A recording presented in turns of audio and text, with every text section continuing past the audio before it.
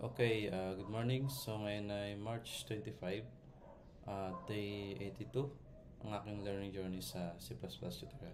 So tara, continue tayo. So yan. Kahapon, yung flow diba yung ginawa kagabi? So tuloy lang natin to. Teka, may gusto muna akong subukan na isa. Gusto ko try yung abstract. Kasi diba kung mapapansin natin, meron akong display menu, sa base daily inventory, base product, tapos sa base app. Display menu ba ako dito?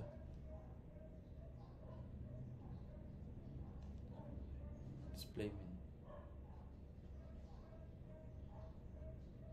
Ito naman display main menu. Okay. Dito lang sa dalawa. Yan, may pares akong display main menu. So dito, gawa tayo ng base app. Dapat ito hindi siya base app. Application na lang. Tapos dito yung base. Or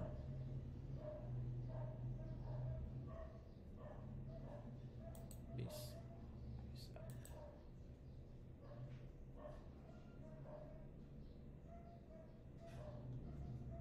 No, application app na lang. Or rename na lang natin.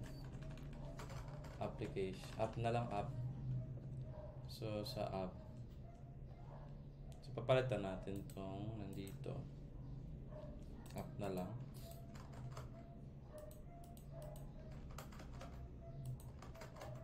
At call. Tapos app na lang rin. Yan lang naman eh. Dito ba may wala na. Gagana pa rin naman yan.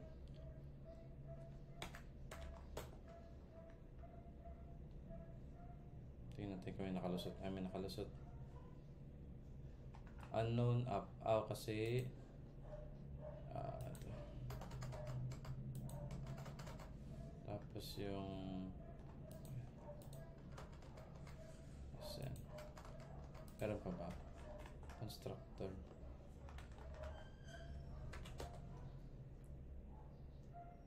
Okay, so goods na yan. Tapos gawa ko dito ng base.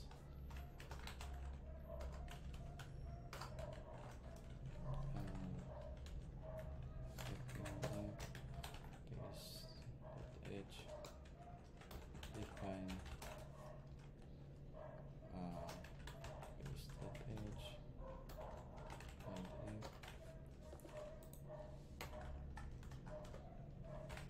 Class base.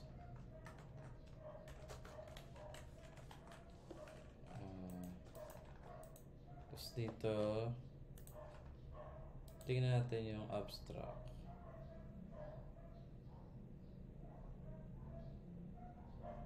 Ay, walang abstract dito, no?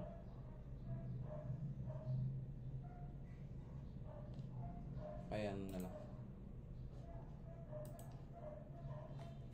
GPT. Give me in C++. Give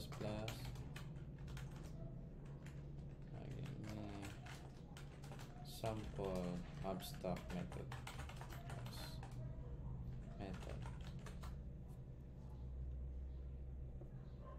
Ito. Yan.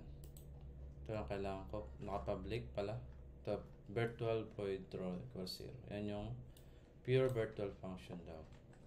So, public virtual ano nga yun? Display menu, no? Display menu. So, display menu. Tama ba? Virtual void. Virtual void. Wala siyang return value, no? May return value ba to? Meron. So, hindi siya void. Hindi siya void.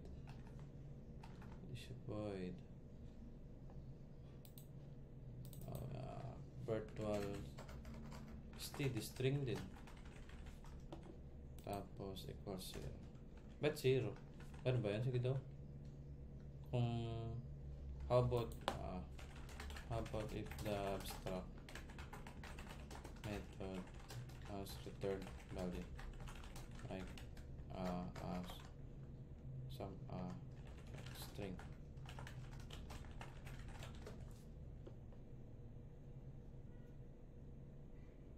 Zero pa rin.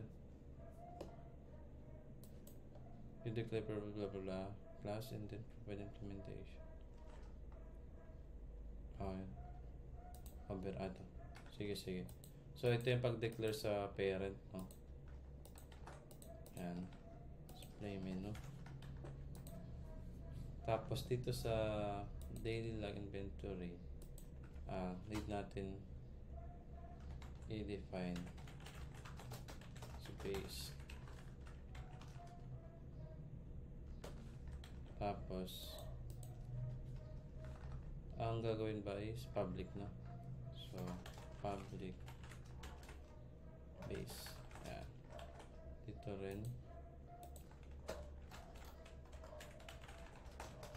Base.h. Tapos, public base. Tapos dito kailangan natin, dito kailangan mag-const o override. Baka ito yun. So, ito yung code sa ganun. So, ito lang naman yung kulang natin. Const override. Yan. Kasi pag wala yan, hindi, wait lang. I-ano ko muna kung gagana.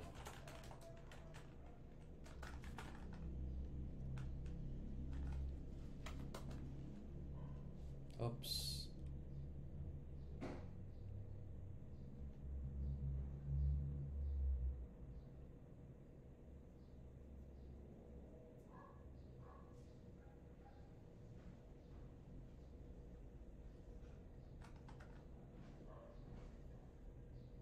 Kaya nga, ito naman.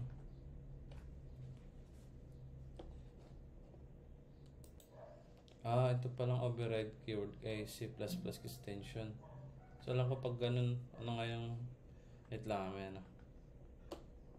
may ina-add na STT, ano tayo sa pag-compile.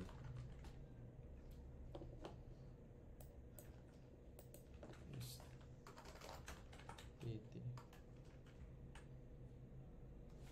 Wait lang. Napi ka saglit. Ayan, na-fix ko na yung yung sa STD na issue. Yung sa ito. Pero ito yung nagtingin lang ako dito sa ito. Ang lalagay ko lang is nagdagdag tayo ng STD ito, C++11 sa pag-compile. Pero unimplemented sa base product.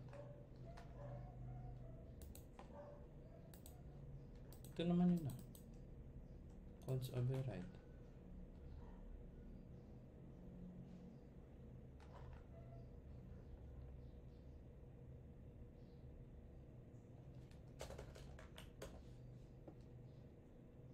For errors generated.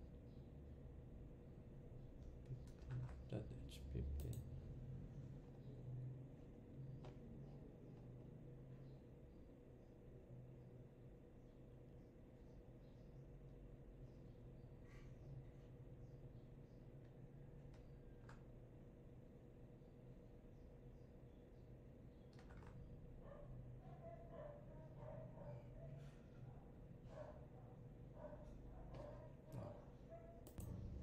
Teka, parang kailangan kong gamitin to. Kailangan ko gumamit ng polymorphic. Ito ko lang ko Subukan ko muna. So, pag-declare natin, diba ang ginawa kasi dito sa code ko? Pagtawag ko ng ito daily. So, kailangan ko i-pointer, no?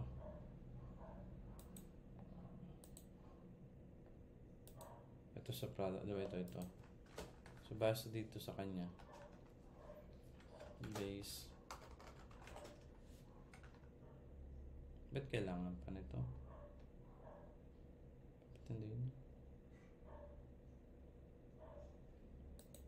Wait lang.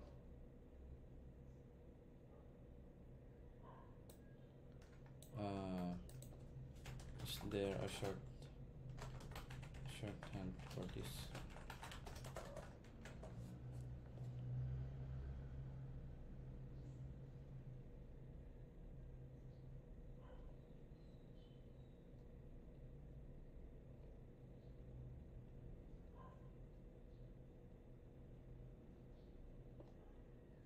Yes, you can directly create pointers to base class objects and assign. Ganito. Pwede pala to. Seryoso? Ito yung gusto ko. Tinay ko nakaraan eh. So, base. Pointer na siya, naka-pointer. Pero kailangan ko siya ano na, yung base product.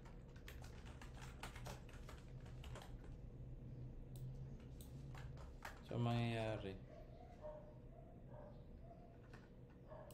Base product, yan. Tapos, so dapat dito sa dulo.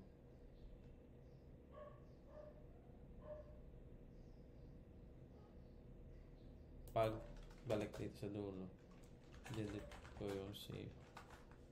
Yung pointer is product. Pointer kasi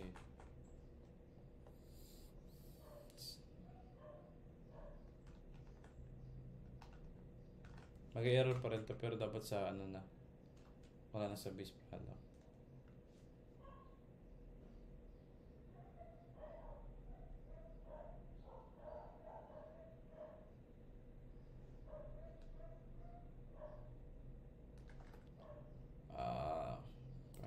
Pag pointer dito.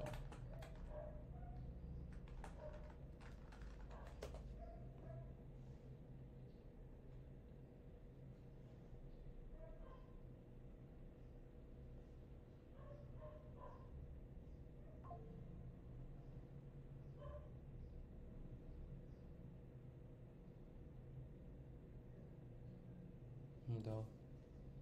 Allocating an object. Unimplemented. Implement ko yun ah.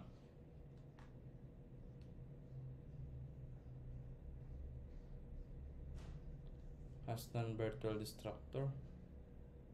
So, kailangan ko ng destructor. Kala ko ba pag ano default na yan?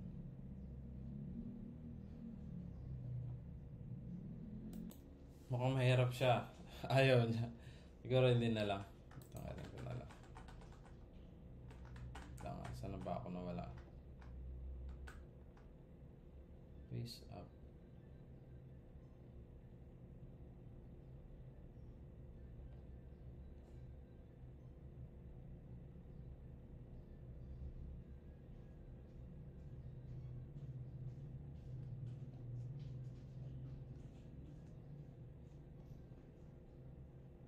Ibalik ko muna. Teka, parang gumana na siya. Ang ginawa ko, hindi ko na nilagay yung kahit wala na akong constant override. Para siyang ano lang, ganyan lang. Kasi tinry ko ito i-comment eh. Tapos sinanap niya, di ba? Tapos pag ano, so okay na. Baka dahil sa C11. Tanggalin ko yung C11 ulit. Pero bakit ganun?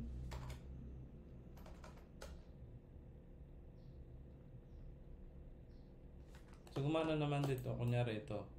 Tanggalin ko no. Kasi dapat, kasi nga yung abstract. Yan.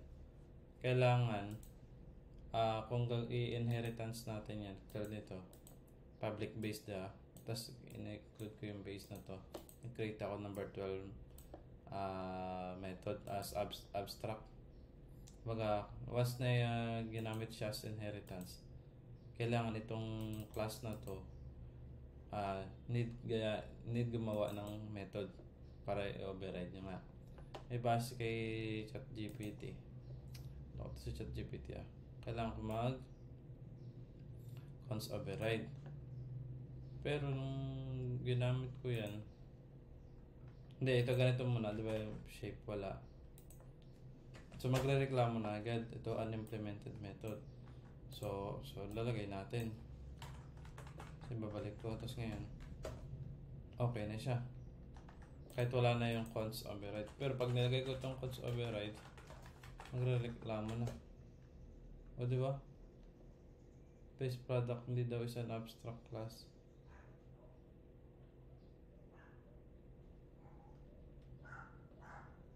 Tapos override sa zip extension. Unqualified hidden overload virtual function display menu. So, paano ba? So, dapat ba gayahin ko yung ganitong klase? Sige daw. Bukan ko muna isa na lang. Ito, kailangan STD para matanggal natin yung tapos ngayon, di ba, override. Tapos dito sa app. Dapat dito sa product. Tapos, ano bang sabi niya dito? Circle. Sa base product. So, yan. Tapos, base. Sige, pointer. Tapos, si pointer. Ito na si pointer. So, dapat ganyan. Kasi base dito, ayan.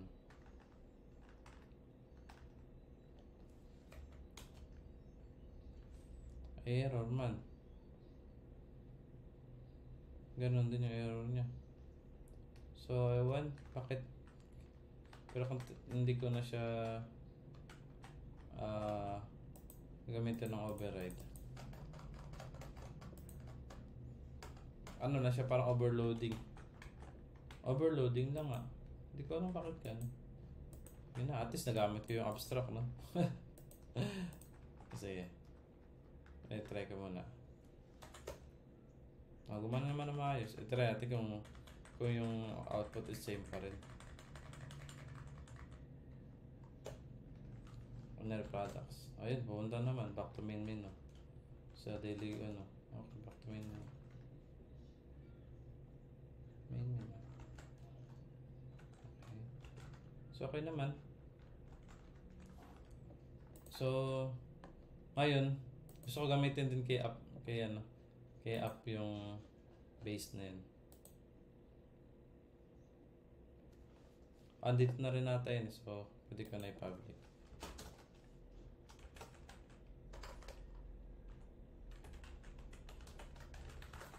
Try natin gamitin. Pero ang mangyayari niyan, yung display main menu ko dito,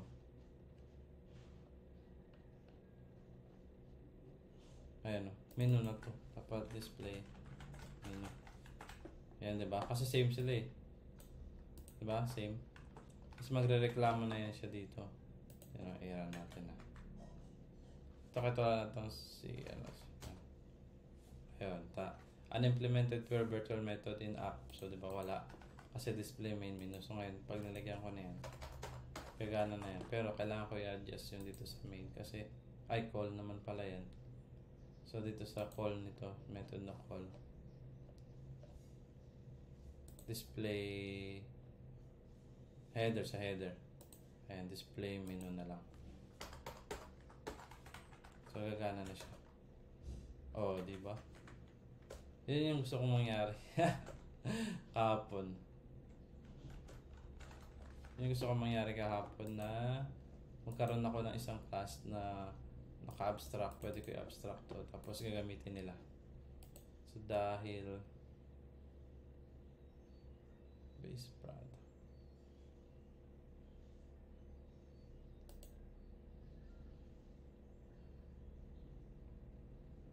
So, kung naka-include naman dito yung base, kahit di na ako maglagay ng base product eh.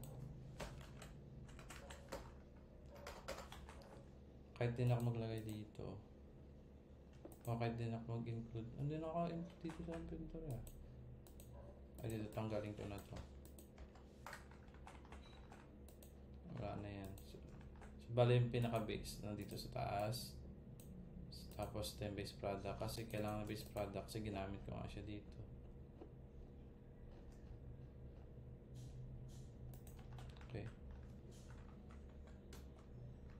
Okay, goods. So, yun. Nakagawa tayo ng base para sa... Ano pa ba yung pwede nilang... Kasi pag in-implement yung app nun... sa base lang yun. Display menu. Siyempre yung app.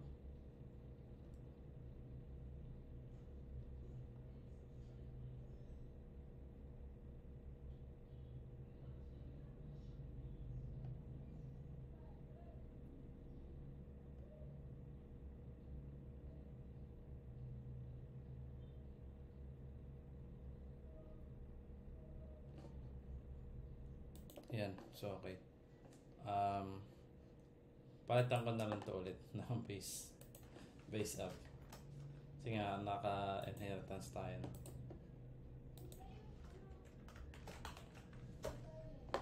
Tapos, base up.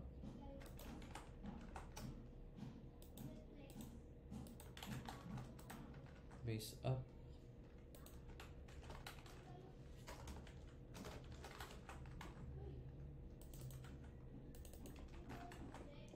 Tapos dito,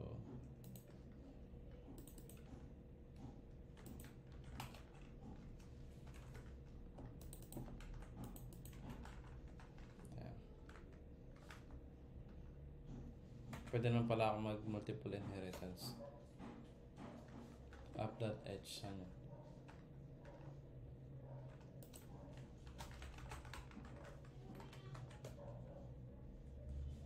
Ayan.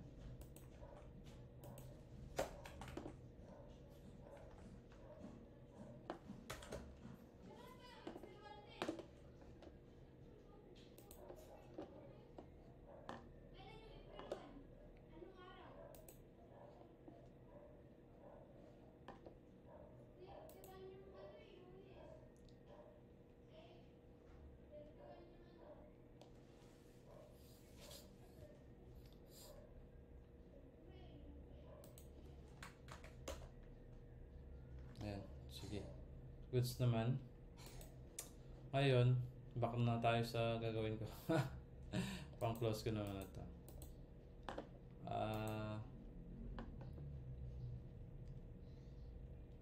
Bali, una, hira lang natin. So, products, back to main menu. Pag ibang back to main, kahit ano dito kapag kahit kunyari kamali siya na enter, wala sa option, mapupunta lang yun sa main menu. Kunyari 6, back sa main menu. Ngayon products, add new product tayo. Ngayon dito sa add new product, mapapansin nyo merong nagawa pa ako ulit ng panibagong ano. Kasi tinanong ko rin si GPT kung pwede tayo mag-multiple inheritance. So pwede naman, which is ito. Kasi gagawa ako ng panibagong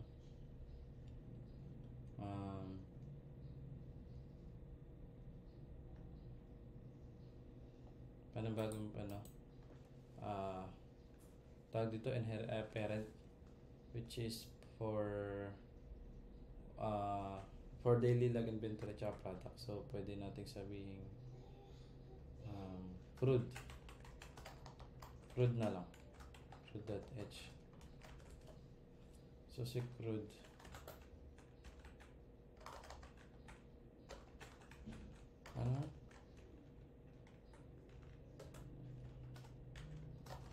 crude.h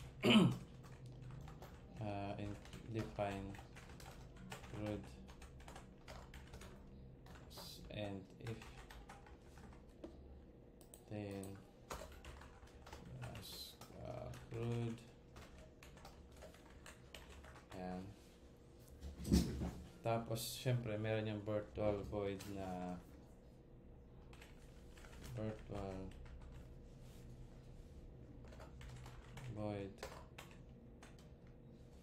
tama ang virtual natin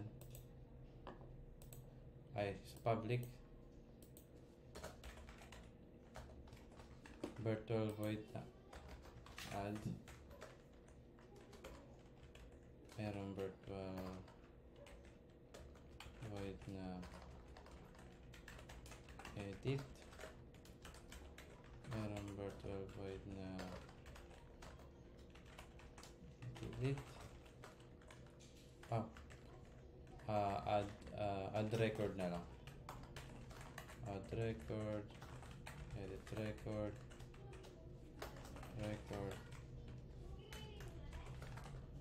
virtual, yun lang muna. So yun sa option dito, ayan, add nyo.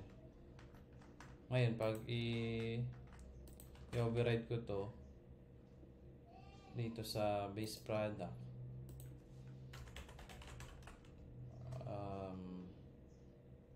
crude. So dapat itong secret i-include ko na lang dito kasi dito ko lang naman siya kailangan. So magre-reklamo na to sa base product. Yan. Yan. Base product, unimplemented method add record, edit record, delete record. So dito sa base product, kailangan ko na yan ano, tawag dito, i-implement add record. Yeah, ganyan lang muna. Ganyan lang muna.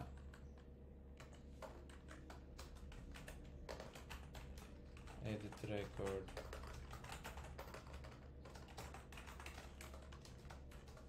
Tapos delete record.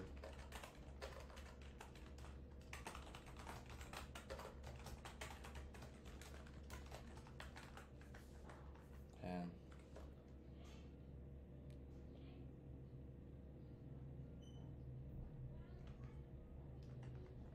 Delete record. Ano ba dito?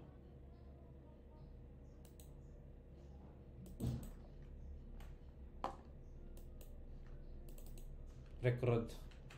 Okay. Typo lang. So yun, gumana, di ba? So yun. Kailangan kasi implement yan. So pag sa base ano ba? Saan ba to? Sa may daily log inventory, ano ba doon? Log new, add, edit, delete. So meron dito. So sa base naman dito ano rin tayo ng public root. Ganun ba yun sa example ni GPT? Okay. So magre-reklamo na rin to. Yan. Sa basic daily log inventory, kailangan ko daw i-implement yung methods na yan. So kailangan may ganito din ako dito sa baba. Pang ready ko lang yan kasi ibig sabihin nire-require tayo ni na gumawa ng ganyang method. Okay, yan. So goods naman. Ngayon dahil may add record na, once na pinili sa base app yung choice na sa products menu, diba? Yan, tapos option choice. Pag 1, gagawin ko lang is base product, add record. Yan. So dito sa add record, base product, gawa na tayo ng method. Kunyari, mag-stdc out na ako nito. Add record. Yan. Tapos products, add record. Ayan o, add record. Diba? So yan, 29 minutes.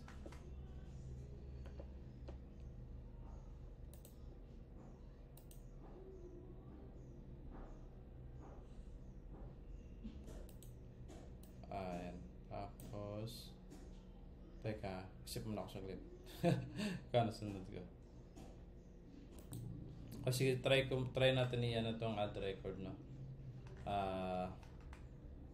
Anong nangyari? Third your choice. Product.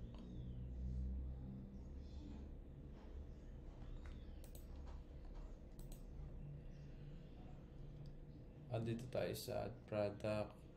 Kailangan ko lang naman sa product ay product ID. Tsaka product name. So, kunwari ay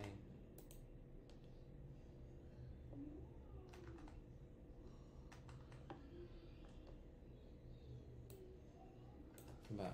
Kunwari add new record, std out,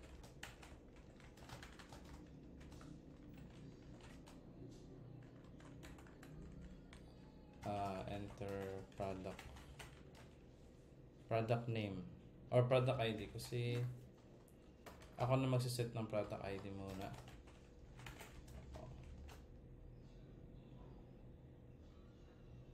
Hindi, ngayon lang muna. Pero gusto ko siya auto-generated na lang. Pwede naman ako lang muna. So std cin dito dahil sa crude base product meron tayong ano lang sila to tawag dito mga string lang sila, product ID yung variables natin, product name. Yan. So total dito naman ako sa same class, tatawagin ko na lang yung kasi private naman siya kung siya kailangan ng getter. Yan, tapos std cout enter product name std cin product.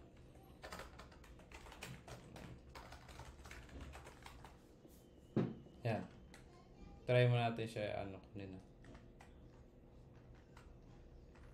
Ito dito pala kailangan ko ng kasi may space yung mga So hindi ko gagamitin yung cin. Yung get line tayo. Meron ako dito get line.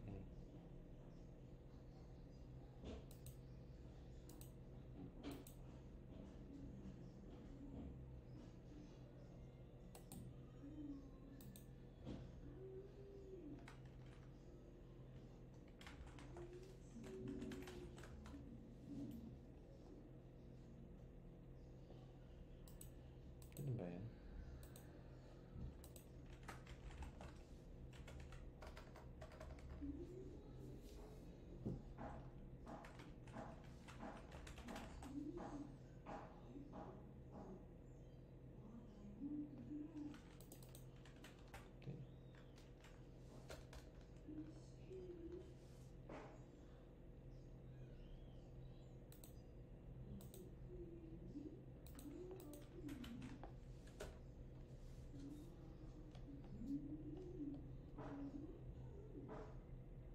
Ito yung sa ordering.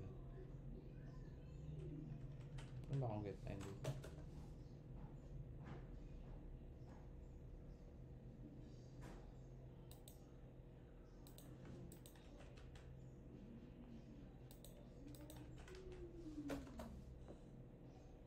Hanapin ko muna. Ito nakita ko na. Ito. Ito yung kailangan ko. Yan. So click tayo. Sa sort pala yun. Yan ka naman na. Ay.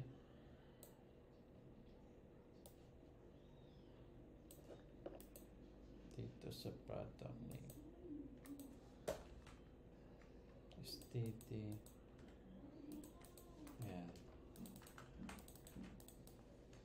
Sa product name, kailangan isa lang talaga yan. Pero dito sa enter name,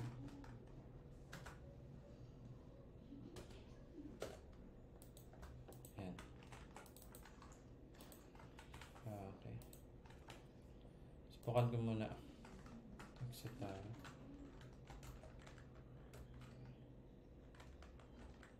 Products, add new product, yan, adding new record. Wala pa tong layout kasi kunyari A1 0 yung ganyan mas product name, so dapat pala wala na to. Enter dito kunyari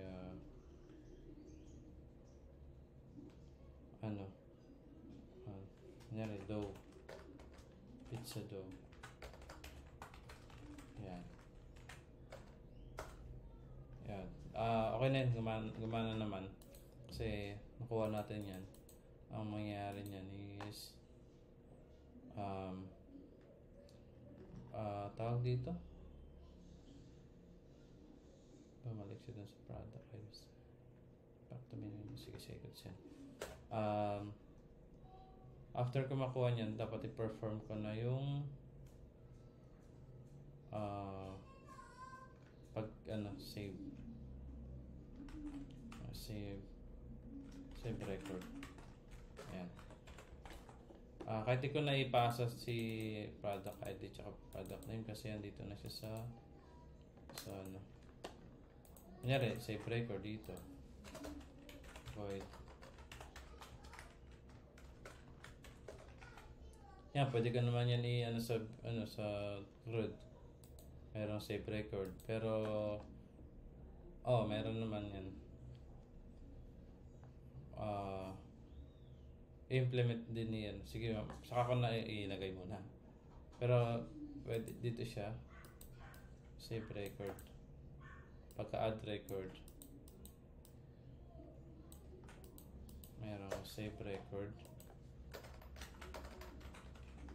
Merong update record.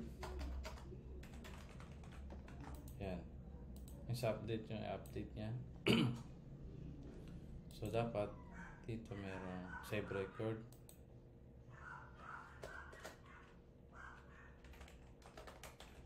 Update record.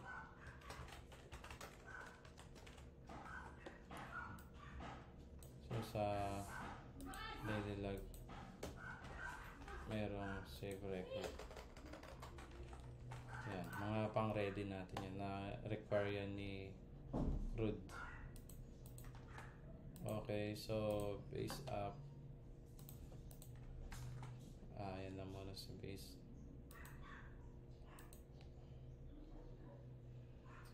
Save record. Dito tayo magsisave. Pwede ko muna para makita natin na nakuha natin yung product ID. Product ID. Tapos product name.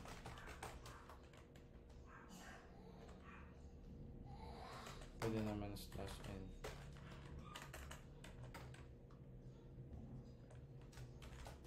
Product name. Yan. So, kunwari lang. I-print ko lang muna para malaman natin nakuha ko yung yung product. Okay?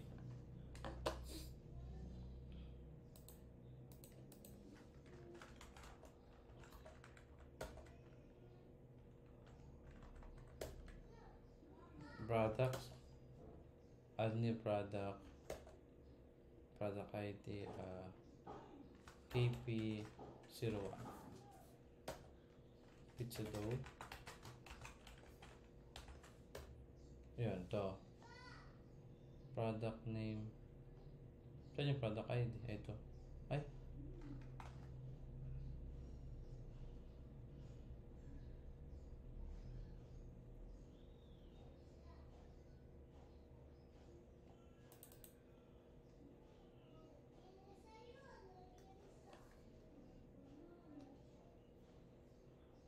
Paano mag-halt?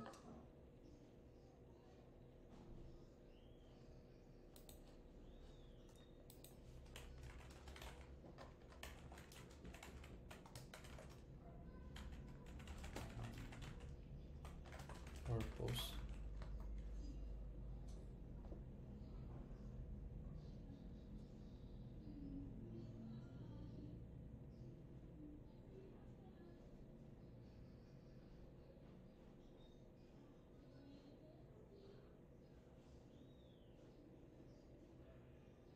Ito. Mayroong chrono. Kailangan ko pa ba yan?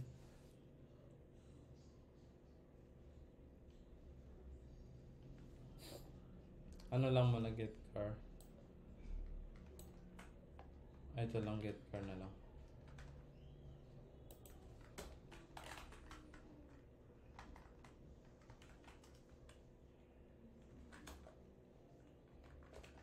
So makita yung products, hindi ko nakita.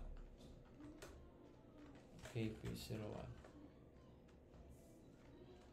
Pizza to. Ayun. Ito. na print naman. Okay. So, okay. Nakuha naman natin. So, dito ko isa-save, no? Yun. Siguro, bukas na lang yung pag-save. Kasi ilalagay ko yun siya sa, sa CSV file. Kasi diba, sa readme natin. Readme ko dito. Sa CSV ko siya ilalagay. So, perform ko na yung pag-save ng record bukas. So, gagamit na tayo ng mga file handling. Okay, so, for the meantime, ito na muna.